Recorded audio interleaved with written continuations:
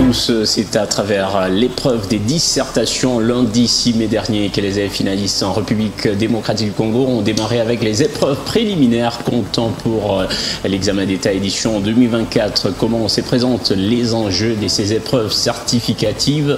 Le point, c'est avec Gédéon Elonga. Bienvenue à vous. Vous êtes acteur éducatif ici dans le Katanga. Nous parlons de ces épreuves préliminaires comptant pour l'examen d'État édition 2024 qui venait de démarrer avec l'épreuve des dissertations lundi, mardi, deuxième jour. L'épreuve des l'oral des Français était au rendez-vous avec des épreuves traditionnelles annoncées pour des options techniques. Aujourd'hui, comment vous avez trouvé l'organisation de ces épreuves et même l'importance, quelle importance vous accordez à ces épreuves? Est-ce qu'elles ont toujours la même valeur que dans le temps avant? Bonjour, monsieur Billy Paul Oumba. Merci d'abord pour l'invitation. Nous vous en prions. Parlant de comment j'ai trouvé l'organisation de ces épreuves certificatives de la hors-session, nos élèves, nos finalistes du secondaire passent de très bons moments en présentant ces épreuves certificatives. Plusieurs réunions ont été convoquées avec le chef d'établissement du secondaire, le préfet, que nous aimons bien appeler le préfet. Oui. Plusieurs réunions ont été convoquées avec le préfet pour leur demander de bien organiser des choses dans leurs écoles afin de préparer les finalistes à bien se présenter aux épreuves certificatives.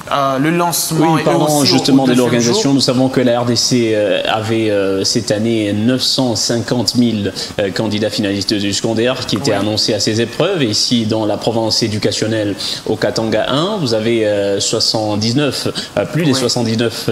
127 000 candidats attendus. Qui étaient attendus. Tout ça s'est bien déroulé. Il n'y a pas eu des petits soucis. Bien sûr, en tout cas, en général, de manière générale, tout s'est bien passé.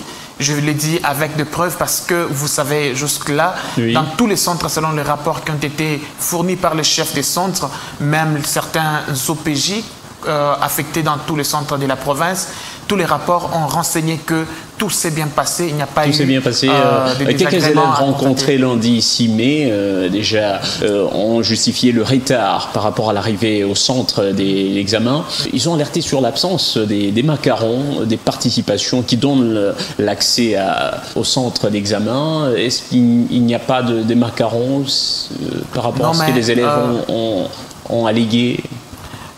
Les élèves qui disent qu'il n'y a pas de macarons, ça m'inquiète parce qu'ils doivent se référer à leur chef d'établissement, leur préfet, parce que ce sont les chefs d'établissement qui passent à l'inspection et récupérer gratuitement les macarons.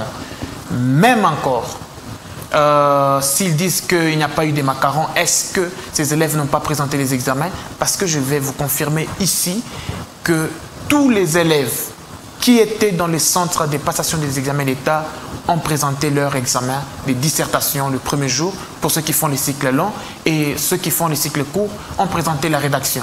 Et donc tous les examens tous les enfants ont présenté leur examen. Oui, certaines sources ont fait allusion à certains élèves qui ont fait mention de l'absence présumée des macarons qui seraient à la base de leur retard le jour des dissertations, premier jour de ces épreuves préliminaires. Je ne comprends pas pourquoi ils doivent dire qu'il y a des macarons manqués parce que jusqu'à oui, c'est justement la question que l'opinion s'est posée. Cette année, ça fait exception, il y a manque des macarons, il y aurait manque des macarons. Il y en a en abondance. Il y en a en abondance. Jusqu'à 1h de dimanche, il y avait plein de chefs d'établissement à l'inspection principale provinciale de l'enseignement pour récupérer les macarons des élèves. Et ces élèves qui, eux, ont manqué des macarons, ils doivent justifier pourquoi ils ont manqué des macarons. Oui, dimanche, pour certains élèves, ils ont estimé que c'est déjà tard, parce que dimanche, si les chefs d'établissement récupéraient les macarons, c'est qu'ils seront remis lundi matin.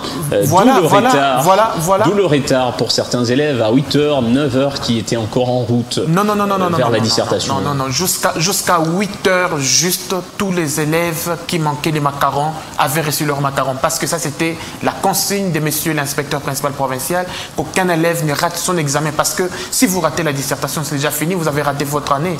Alors, on n'a pas permis à ce que ces choses arrivent jusqu'à minuit les dimanches les chefs d'établissement ont récupéré les macarons de leurs élèves, ils sont rentrés. C'est peut-être au niveau des préfets, de ces chefs d'établissement qui n'ont pas su bien organiser pour que les enfants reçoivent leurs macarons dans le temps. Le problème alors, si le chef qui d'établissement... justifie ce retard constaté autour des 7h, 8h pour certains élèves. Oui, disons que ça, ce sont les chefs d'établissement qui n'ont pas été bien organisés, mais je pense que tout le monde s'est rattrapé et tous les élèves qui étaient attendus, qui étaient devant les centres de passation des examens d'État, qui n'avaient pas de macarons à 7h, 7h30, à 8h, ils ont reçu leurs macarons. Et même encore le deuxième jour, les chefs des centres ont renseigné que tous les élèves ont commencé leur examen à temps, parce que le temps qu'on prenne les enveloppes des cahiers d'items des examens pour les ramener dans le centre, le temps que les examens soient distribués à tous les élèves, tout ce temps-là qui passait,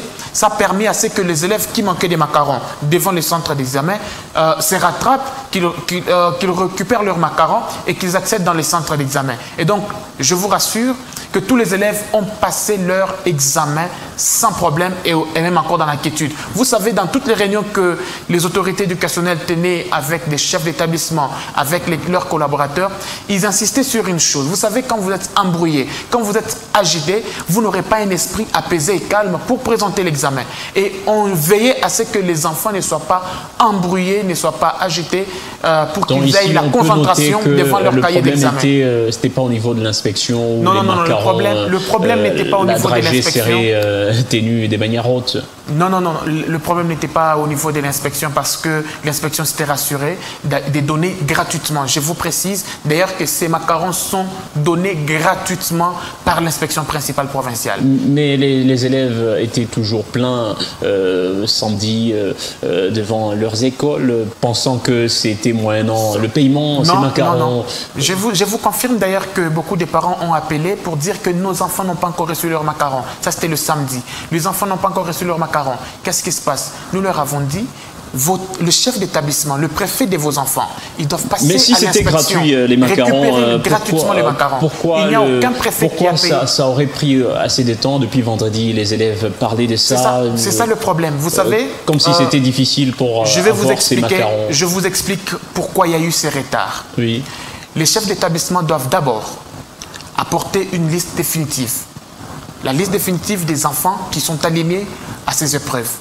Et cette liste doit être enregistrée dans la base de données de tous les élèves de la province.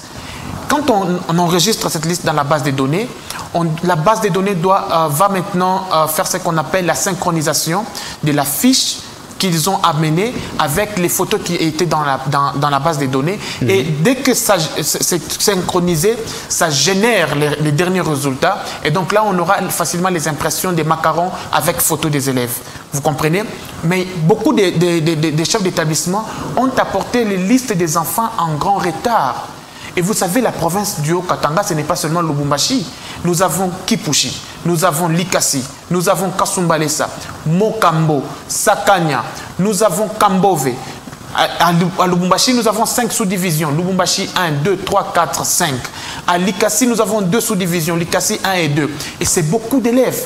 Et même vous venez en retard. C'est un travail technique. Et ça doit prendre du temps. Parce que si on ne fait pas attention à ce qu'on fait, on va imprimer des faux macarons. Et on va risquer perturber aussi les noms des enfants. Et l'enfant qui doit être ici à Lubumbashi se retrouve sur la liste de ceux qui sont à Kipushi. C'est ça qu'on a évité.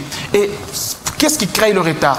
Eux-mêmes, le chef d'établissement, ont déposé en retard les fiches que nous appelons les fiches E01 et E02, qui sont des fiches qui reprennent les identités de tous les élèves alignés aux examens d'État. Et c'est quand ils déposent en retard que leur travail doit se faire aussi suivant l'ordre d'arrivée de dossier de chaque école. Qu'est-ce qui arrive quand un élève arrive au centre, il n'a pas de macaron, il a fait tomber? Peut-être que son chef d'établissement lui a remis, mais il a fait tomber. Est-ce qu'il faut qu'il rentre pour présenter pour les sans enfants, macaron? On peut pour les accéder élèves, dans la salle d'examen en tant que finaliste. Oui, vous savez, quand l'inspection remet l'enveloppe des macarons au chef d'établissement, on établit une liste pour valider que telle école, l'école primaire Gédéon Elonga, a récupéré déjà le macaron de ses élèves. Et on fait la liste, on remet au chef d'établissement, au chef de centre. où les élèves là vont passer leur examen. Quand le chef de centre reçoit cette école-là, quelle école? L'école complexe scolaire Gédéon Elonga reçoit les élèves. Il se rassure que ces élèves ont reçu leur macaron de l'inspection. S'il y a parmi eux un qui a perdu son macaron, on va le laisser passer. Ça ne va pas poser de problème. C'est réglé dans ces sens-là. Et pour celui qui n'a pas, dont le préfet n'a même pas encore récupéré les macarons... non, mais si le préfet n'a pas encore récupéré les macarons, c'est que le chef de centre n'a pas encore la liste de cette école-là. Et donc, ces élèves peuvent passer l'examen quand même? Mais c'est ce que je vous ai dit. Oui. Le préfet qui n'a pas récupéré les macarons, ces élèves ne vont pas présenter les examens. Mais tous les préfets ont récupéré les macarons jusque même le lundi matin. Et à 8h20, tous les élèves avaient reçu leurs macarons et ils avaient accédé dans les centres d'examen. Pourquoi on a utilisé l'option du macaron? Oui. C'est pour renforcer le contrôle dans les centres d'examen. Aujourd'hui, dans la lutte, cette mission qui a été confiée aux responsables de l'EPST ici, la mission de lutter contre les antivaleurs, même la fraude dans les centres d'examen. Okay. Comment arriver? La meilleure façon de faire, c'est de créer la carte d'accès dans le centre pour identifier si cet élève est réellement l'élève de cette école ou il ne l'est pas. Parce qu'aujourd'hui, on se plaint pour dire que non, voilà, il y a telle chose qu'on laisse, il y a telle chose qu'on tolère. Maintenant, là, on renforce les mesures pour pouvoir identifier tous ceux qui ont accès dans les centres d'examen.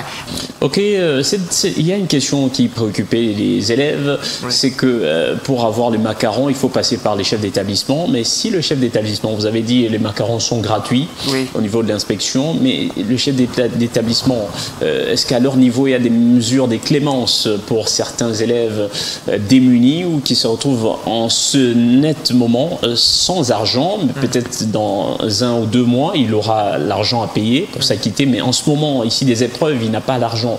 Est-ce qu'il est déjà astreint à reprendre l'année vu qu'il a raté l'examen de dissertation, ou bien est-ce que tous ces cas, vous les avez, il y a moyen de les gérer directement, ou soit c'est au niveau des préfets d'avoir des mesures, des clémences, parce que c'est pas tout élève qui a le même moyen que tout le monde, parce que toute l'humanité ne peut pas être au même niveau au même moment. Oui. Il y a toujours des exceptions. Il y a ceux qui en ont, ceux qui n'en ont pas. Bon, en tout cas, ça c'est une question qui doit être gérée au niveau de l'école.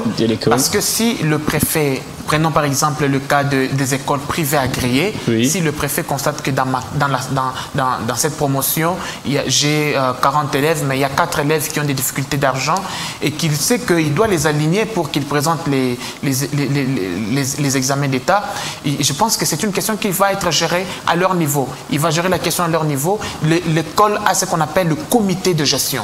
Et le préfet va convoquer le comité de gestion pour étudier la question, s'ils peuvent faire participer le promoteur pour voir à quel niveau ils peuvent évoluer. Si à leur niveau, ils ont manqué des solutions, ils vont monter toujours des échelons jusqu'à arriver à l'inspection principale provinciale. Et je crois qu'au niveau de l'inspection, il y a toujours des solutions qui sont trouvées pour des cas des enfants qui ont des difficultés de payer ou alors de se supporter. Je crois qu'il y a toujours des solutions qui ont toujours été une solution. Gédéon Elonga, c'était un plaisir de vous avoir sur ce plateau des questions d'actualité. Vous êtes acteur éducatif. Nous scrutions la question des épreuves préliminaires en attendant les épreuves proprement dites. La session pour l'examen d'État édition 2024 dans les prochains jours, ça sera au mois de juin. Ça sera au mois de juillet, du 24 au 27 juillet.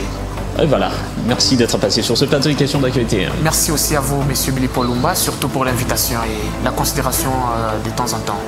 Merci, madame, messieurs, d'avoir suivi cette émission. Au revoir et à demain.